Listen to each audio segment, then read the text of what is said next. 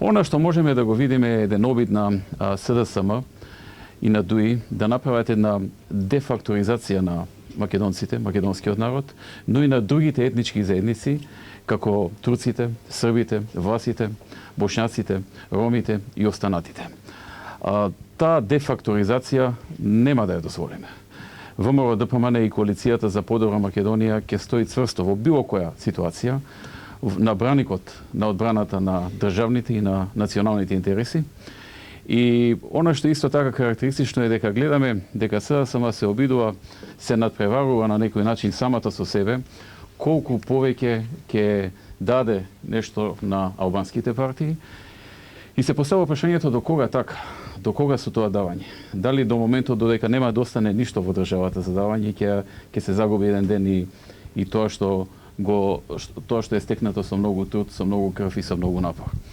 Така што она што сакам да го потенцираме дека внимателно ја следиме ситуацијата, гледаме дека ни се случува она што ние го предвидовме во изборите и го испративме како порака до граѓаните на сите митинзи, на сите телевизиски настапи, во сите ситуации каде што кажувавме дека СДСМ подготвува редефинирање на државата, дека подготвува нешто што нема да му се допадне на македонскиот народ, но и на другите помали етнички заедници во Македонија, дека тоа треба да се спречи, дека тоа ќе следува. Можеби некој во тие моменти не го сваќа толку сериозно тоа што СДСМ го најави, некој го препозна, некој не го препозна, некој мислеше дека тоа е дел од нашата кампања, но времето покажа, и еве го сега времето на дело покажува дека СДСМ е цврсто влезен со намера да прави редефинирање на Република Македонија.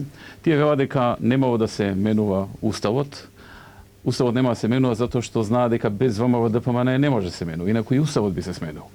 Понатаму велат дека, односно, укажува дека секој биде согласно уставот, всушност она што се слуша, што го планираат е кршење на уставот. И тука ќе останеме цврсто на бедемот на одбраната на државните и националните интереси во било која форма и во било која ситуација.